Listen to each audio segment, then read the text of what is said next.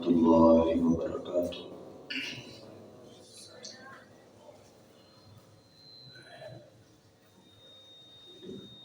إن الحمد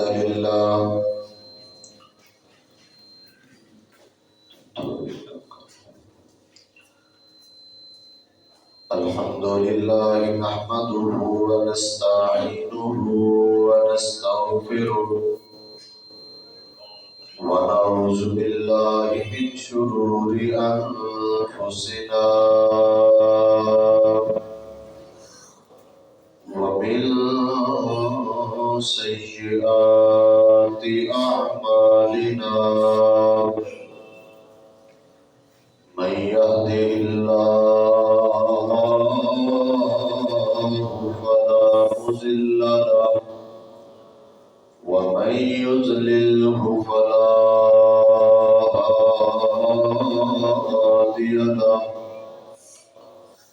وأشهد أن لا إله إلا الله وحده لا شريك له وأشهد أن محمدا عبده ورسوله. أما بعد فإن خير الحديث كتاب الله وخير الهدي هدي محمد صلى الله عليه وسلم وشر الأمور محدثاتها وكل محدثة بدعة وكل بدعة ضلالة وكل ضلالة في النار.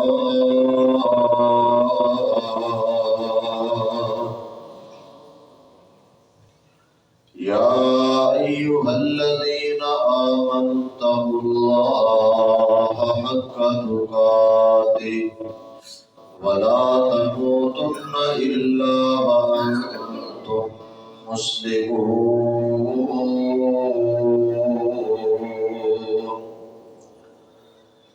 يا أيها الناس اتقوا ربكم الذي خلقكم من نفس واحدة وخلق منها زوجها وبث منهما رجالا كثيرا ونساء. واتقوا الله الذي تساءلون به والأرحام إن الله كان عليكم رقيبا.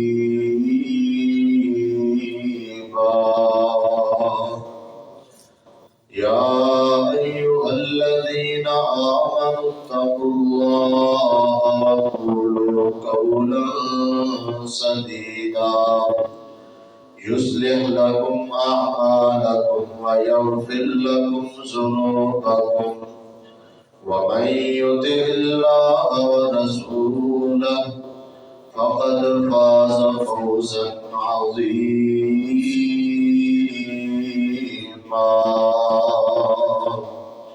اللهم صل على محمد وعلى آل محمد كما صليت على إبراهيم وعلى آل إبراهيم إنك حميد مجيد. اللهم بارك على محمد وعلى آل محمد كما باركت على إبراهيم وعلى آل إبراهيم إنك حميد مجيد.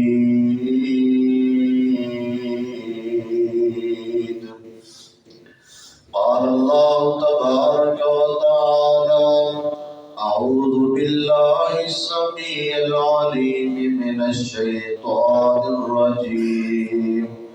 بسم الله الرحمن الرحيم.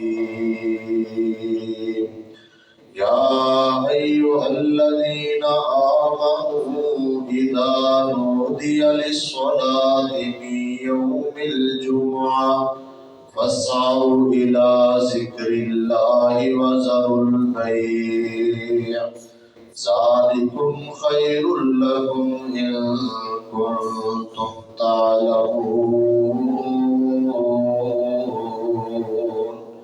رب اشرح لي صدري ويسر لي أمري واحلل عقدة من لساني يفقهوا قولي رب زدني علما رب زدني فهما سبحانك لا علم لنا إلا ما علمتنا إنك أنت العليم الحكيم.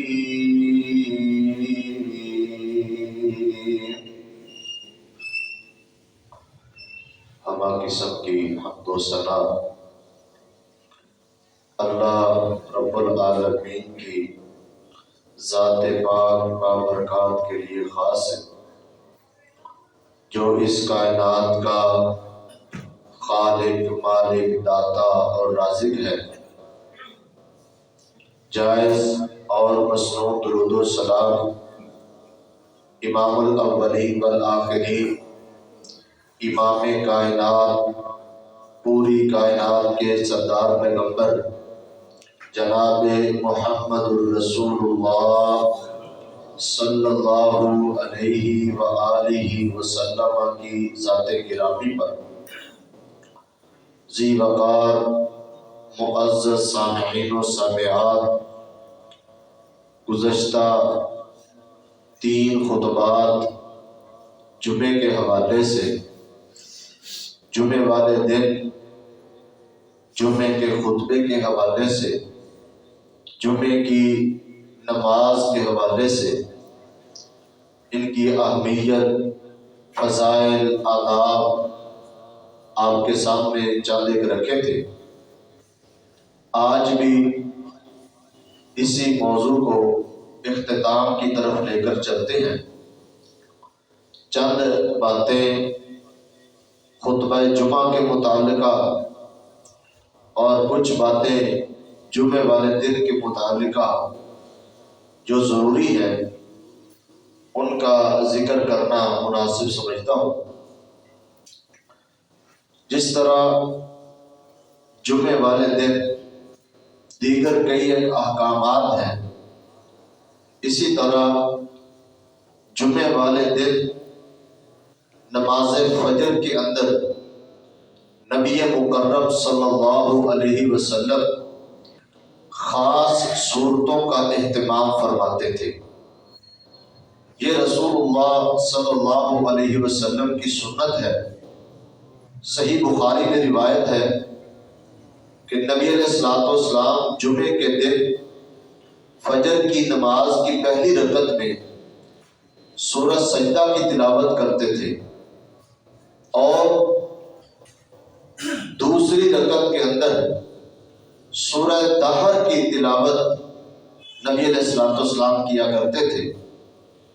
ان 2 سورتوں کی تلاوت کی جو حکمت ہے، ان کے اندر قیامت کا تذکرہ ہے اور دنیا کے ختم ہونے کا ذکر ہے، آخرت کی یاد اس کے اندر موجود ہے۔ سورہ دہر کے اندر جنت کے انعامات، جنت دوزخ کے ذکر ان 2 صورتوں کے اندر موجود ہے۔ تو چونکہ قیامت جمعے والے دن آئے گی، ان 2 صورتوں کی تلاوت جمعے والے دن کے ساتھ جو مناسبت ہے وہ یہی ہے کہ یہ صورتیں اگر ان کے ترجمے پر غور کیا جائے، ان آیات کے معانی اور مفاہیم پر غور کیا جائے، تو یہ 2 صورتیں آخرت کی یاد دلاتی ہیں، قیامت کی یاد دلاتی ہیں۔ ان میں جنت کا ذکر بھی ہے، جہنم کا تذکرہ بھی ہے۔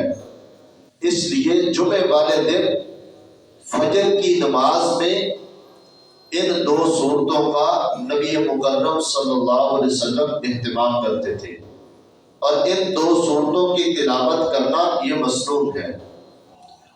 اسی طرح جمعے کی نماز کے اندر نبی علیہ الصلوۃ والسلام کی یہ سنت مبارکہ تھی کہ آپ زیادہ تر سورۃ الاعلی اور سورہ غاشیہ کی تلاوت فرمایا کرتے تھے۔ بعض احادیث کے اندر یہ بھی آتا ہے کہ نبی علیہ الصلوۃ والسلام جمعے والے دن جمعے کی نماز میں سورہ جمعہ اور سورہ منافقون کی تلاوت بھی کرتے تھے۔ یعنی یہ 4 صورتیں ہیں، ان کی تلاوت جمعے کی نماز میں کرنا یہ نبی علیہ الصلوۃ والسلام کی سنت مبارکہ ہے۔ اگر کوئی بندہ ان صورتوں کے علاوہ دیگر صورتوں کی تلاوت کرتا ہے یا قرآن مجید کا کوئی اور مقام پڑھ لیتا ہے تو اس کا جواز بھی موجود ہے۔ لازم نہیں ہے کہ انہی صورتوں کو پڑھا جائے، البتہ ان صورتوں کا اہتمام کرنا یہ مسنون ہے، زیادہ بہتر ہے اور ثواب کا بہت بڑا ذریعہ ہے، اور نبی علیہ الصلوۃ والسلام کی سنت پر عمل ہوتا ہے، اور ان صورتوں کا اہتمام کرنا چاہیے۔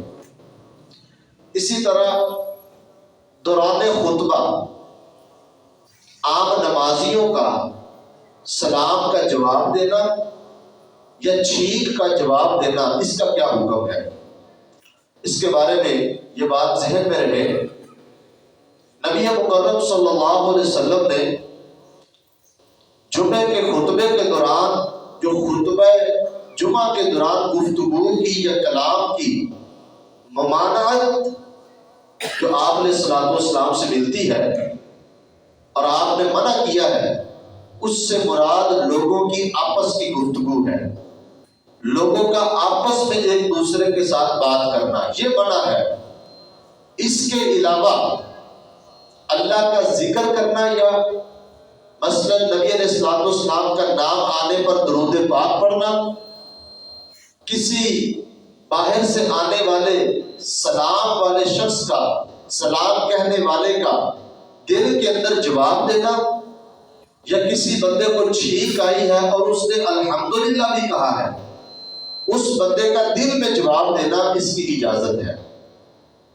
نبی مکرم صلی اللہ علیہ وسلم سے یہ بھی ملتا ہے کہ دوران خطبہ کوئی بھی شخص جس طرح کوئی ضروری بات امام سے، خطیب سے کر سکتا ہے، اور یہ اس کی آپس کی عوامی گفتگو ان کی نہیں ہے، اور اسی طرح خطیب بھی، امام بھی کسی بندے کے ساتھ ضروری گفتگو کر سکتا ہے، تو یہ جو جمعے کے دوران سلام کا جواب دینا ہے، یہ کلام کے اندر نہیں آتا، یہ آپس کی عمومی گفتگو میں نہیں آتا۔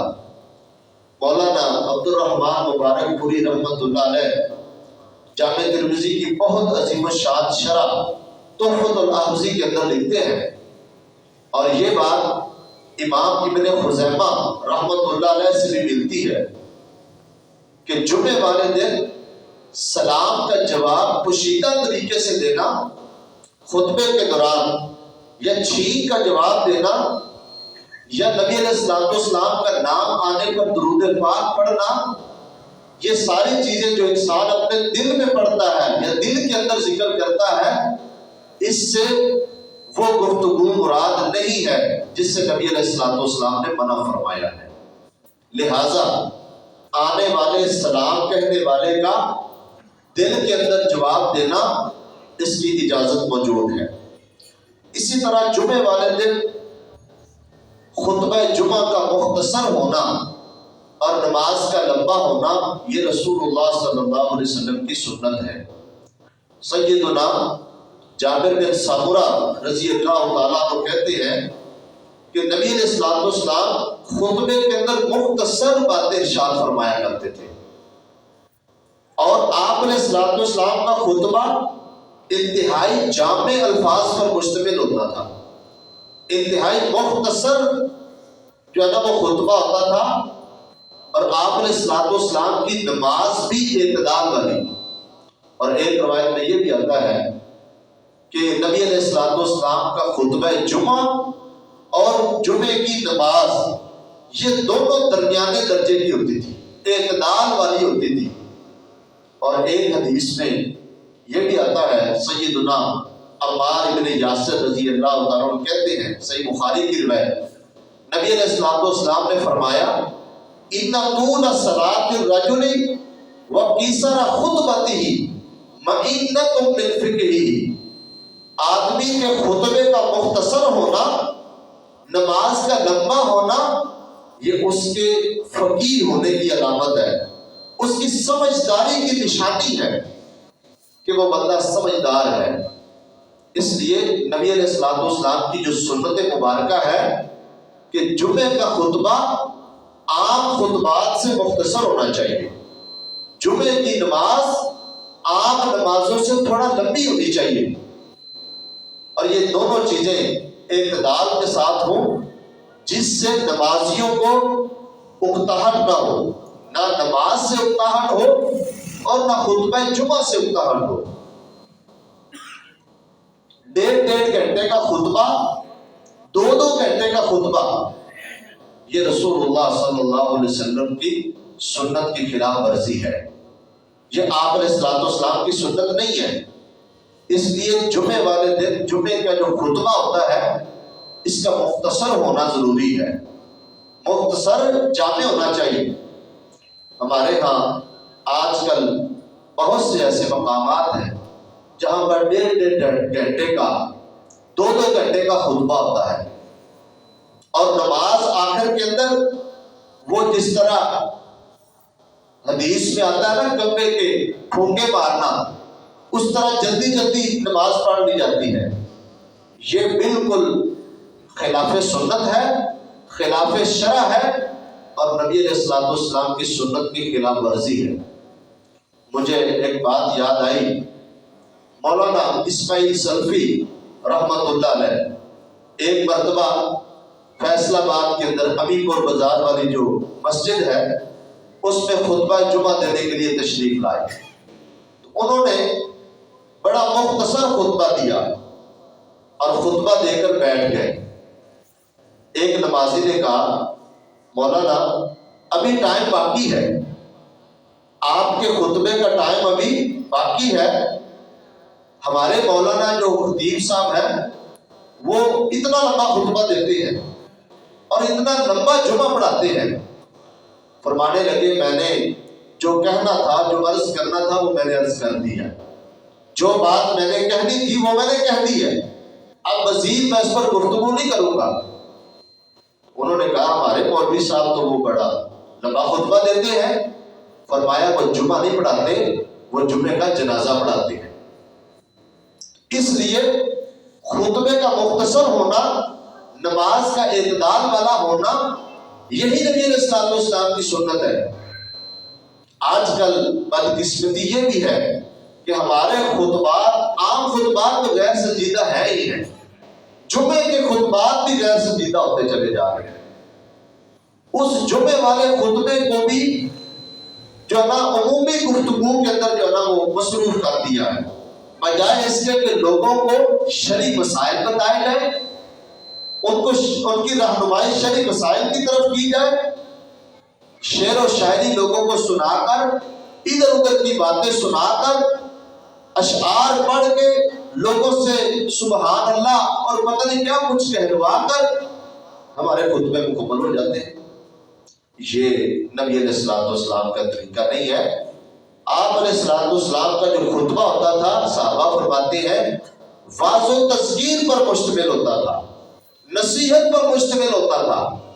نبی علیہ الصلوۃ والسلام واعظ کرتے تھے، اور یہ بات ذہن میں رکھیں، جو خطبہ جمعہ ہوتا ہے یہ ہفتہ وار ایک سبق ہوتا ہے، ایک درس ہوتا ہے۔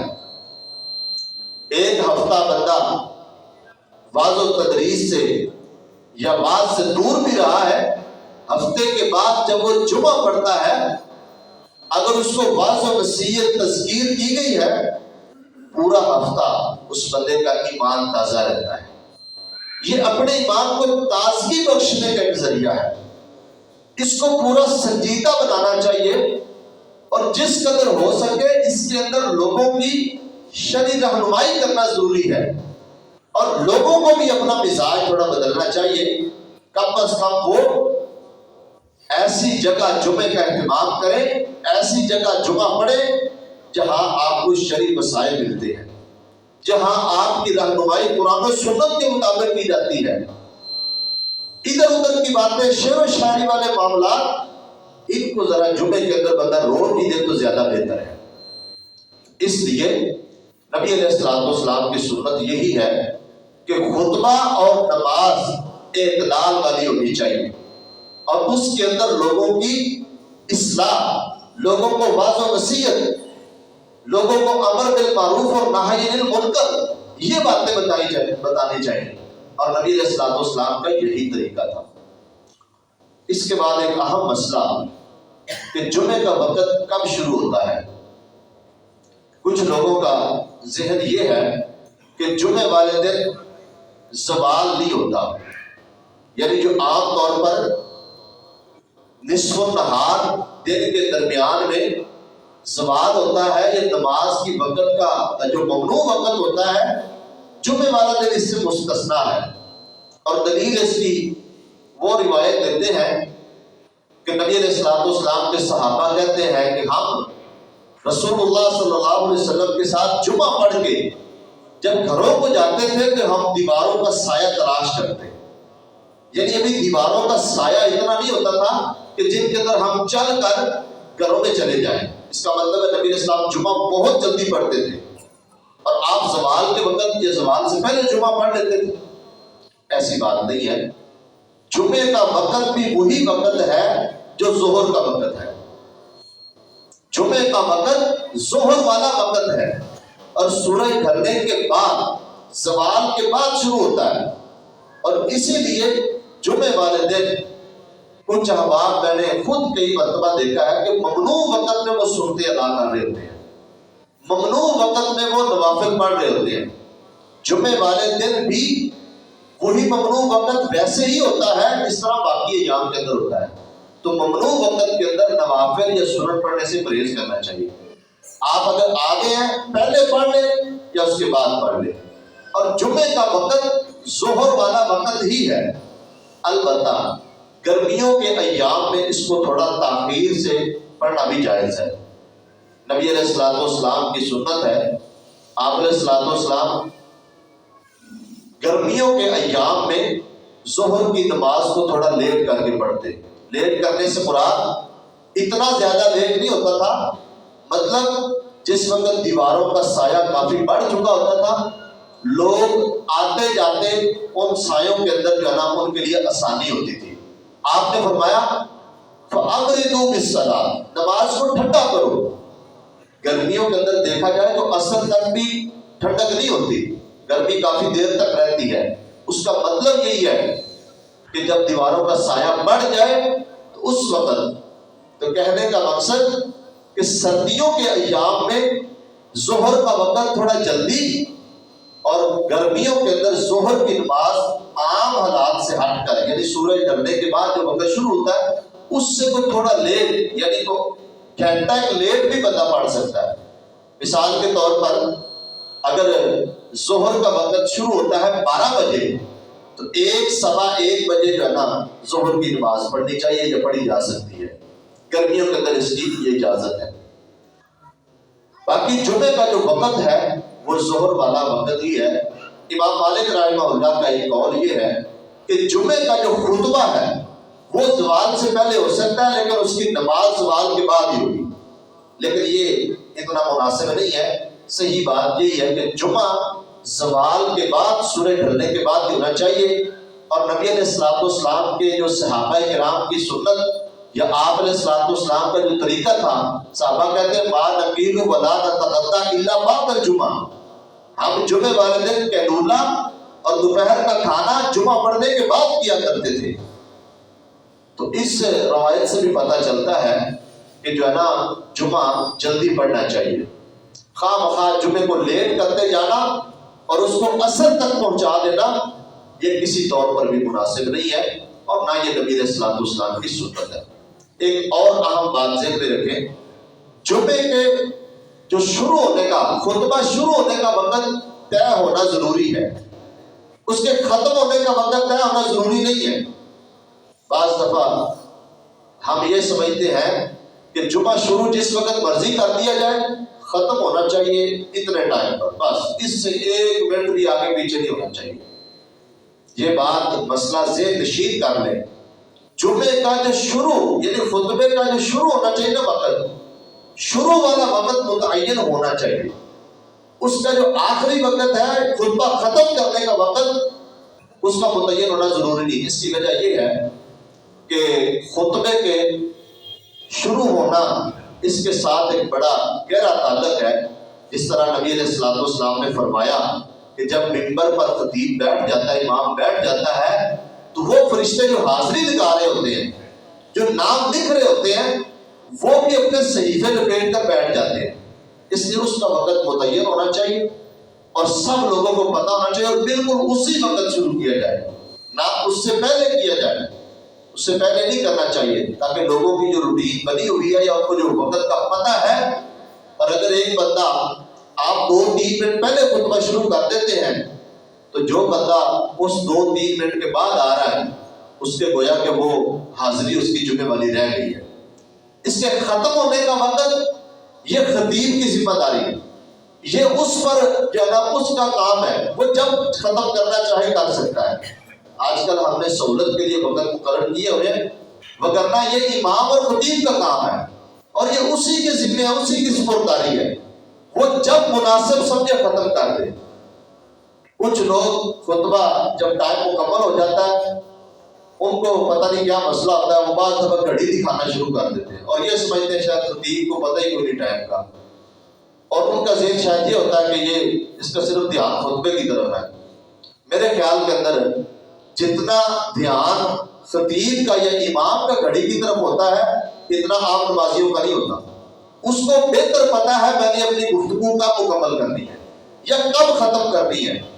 یہ امام کی خطیب کی توہین ہے کہ کوئی نمازی کھڑا ہو کر کہے مولوی صاحب ٹائم ہو گیا ہے، بس کرو خطبے دو، یا گھڑی دکھانا شروع کر دے۔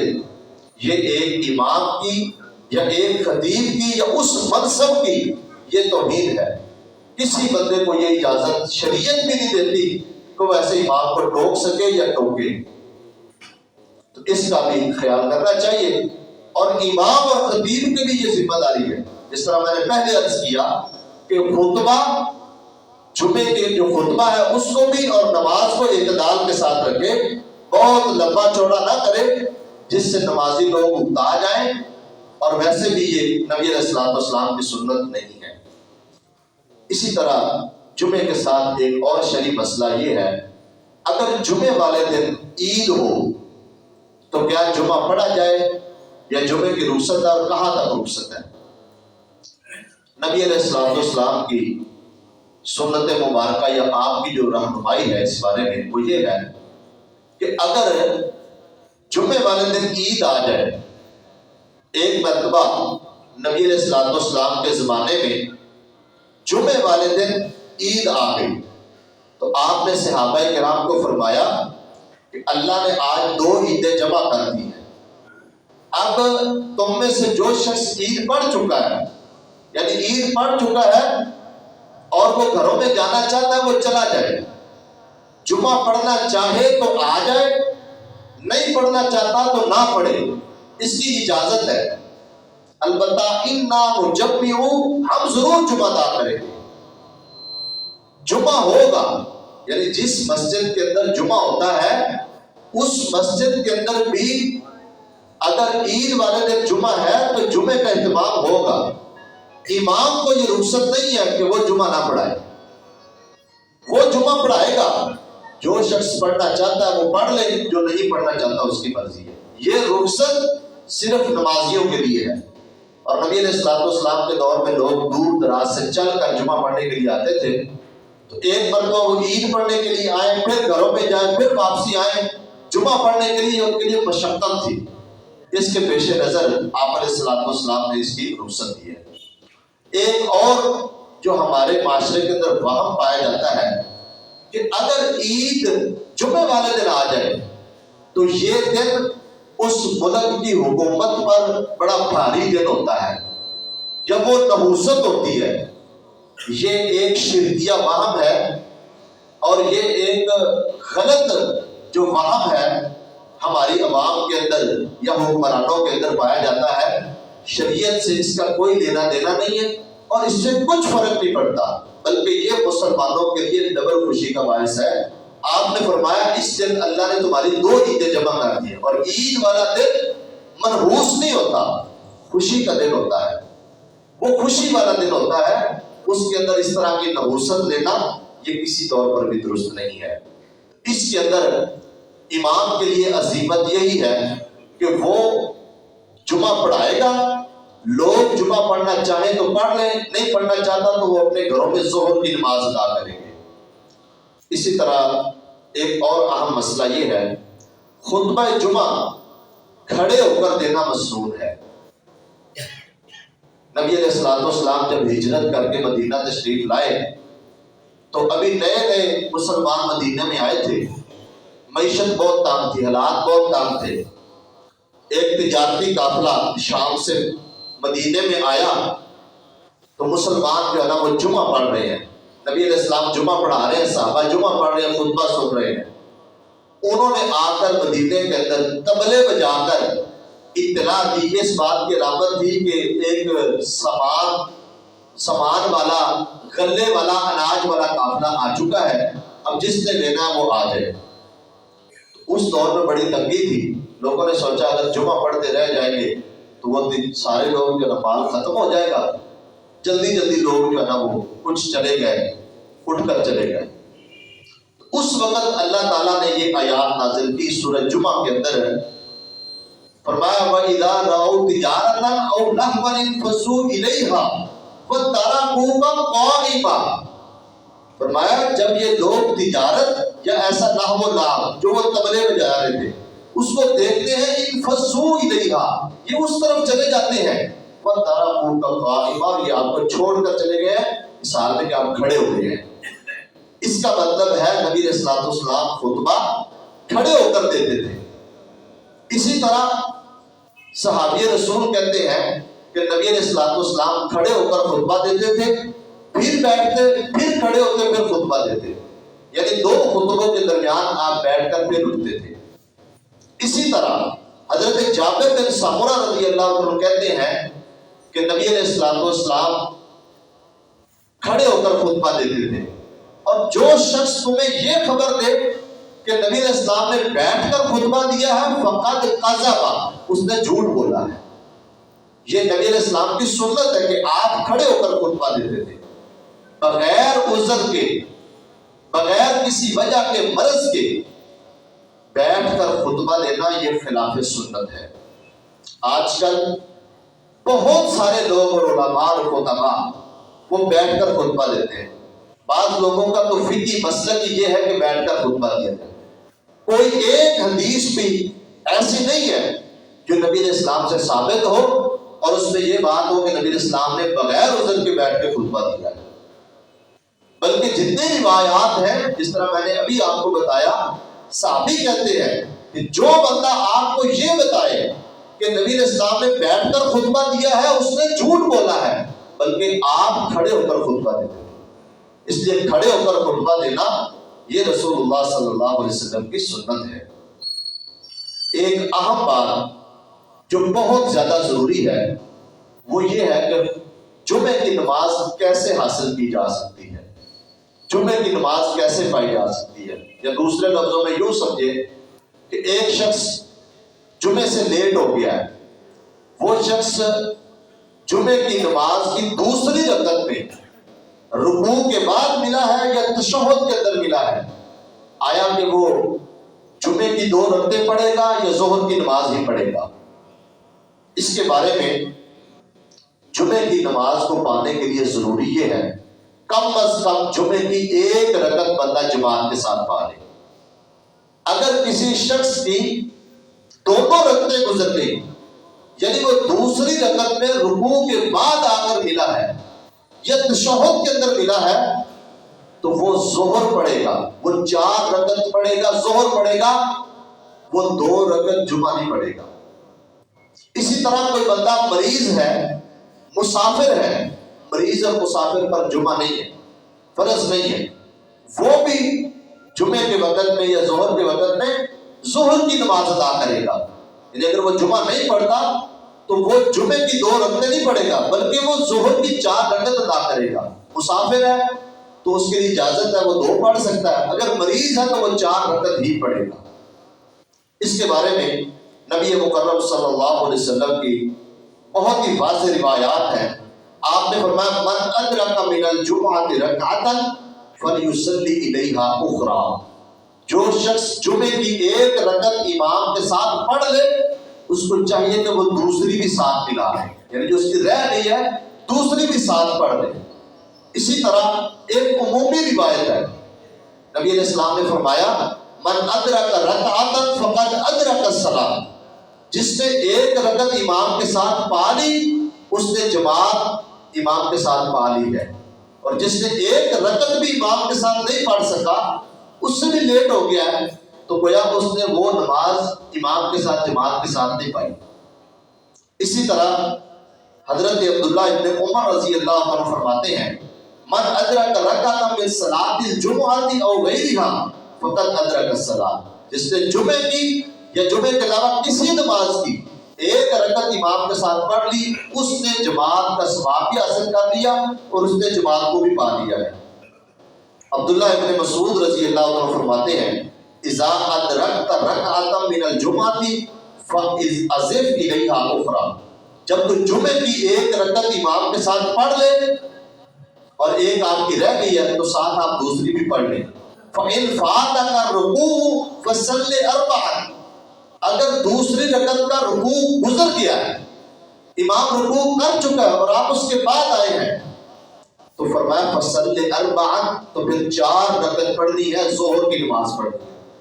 اسی طرح ایک اور واضح روایت جس میں عبداللہ بن عمر فرماتے ہیں اذا ادرکت من الجمعۃ رکعۃ فاعزف الیہا اخری وان ادرکتہم جلوسا فصل 4، فرمایا کہ اگر تو امام کو اس حال میں کر پائے، لوگ تشہد کے اندر بیٹھے ہوئے ہیں اور تم گئے ہو نماز جمعہ پڑھنے کے لیے اور لوگ تشہد کے اندر بیٹھے ہوئے ہیں، تو فرمایا فصل 4، پھر 4 رکعت نماز پڑھنی ہے۔ ان تمام روایات سے یہ پتہ چلتا ہے کہ جو بندہ جمعہ پڑھنے کے لیے آتا ہے اس کو جمعے کی نماز پڑھنے کے لیے کم از کم امام کے ساتھ 1 رکعت پڑھنا ضروری ہے۔ اگر بندے کی دونوں رکعتیں گزر چکی ہیں، دونوں رکعتیں کب گزرتی ہیں؟ جب امام دوسری رکعت کا رکوع کر چکا ہے تو دونوں رکعتیں گزر چکی ہیں۔ اگر آپ رکوع سے پہلے مل گئے تو آپ کی رکعت شمار ہوگی، اگر امام نے رکوع کر لیا ہے تو آپ کی رکعت شمار وہ نہیں ہوگی۔ اس لیے جو احباب جمعہ پڑھنے کے لیے آتے ہیں اور لیٹ ہو جاتے ہیں اور وہ امام کے ساتھ 1 رکعت بھی نہیں پا سکتے، یعنی دوسری رکعت کے رکوع کے بعد آئے ہیں یا تشہد میں آ کر ملے ہیں، وہ ان کی ظہر کی نماز شمار ہوگی اور وہ اپنی ظہر کی 4 رکعت پڑھیں گے، کھڑے ہو کر بعد میں وہ پوری 4 رکعت پوری کریں گے، 2 رکعت جمعے کو شمار نہیں کریں گے۔ یہی بات زیادہ مناسب ہے اور یہی بات زیادہ راجح ہے، اور اس کے بارے میں جو واضح روایات تھی وہ میں نے آپ کے سامنے ذکر کر دی ہے۔ تو اللہ تعالیٰ ہمیں صحیح معنوں میں خطبہ جمعہ کے جو آداب ہم نے سنے ہیں یا جمعے کے حوالے سے جتنی باتیں ہم نے سنی ہیں، اللہ تعالیٰ ہمیں صحیح معنوں میں ان تمام باتوں پر عمل کرنے کی توفیق عطا فرمائے۔ اللہ ہمیں ساری زندگی جمعہ اول وقت پہ پڑھنے کی توفیق عطا فرمائے، اور اللہ تعالیٰ ہمیں ہر جمعہ اس کے آداب کا لحاظ رکھ کر پڑھنے کی توفیق عطا فرمائے۔ اللہ ہم سب کے تمام صغیرہ کبیرہ گناہوں کو معاف فرمائے۔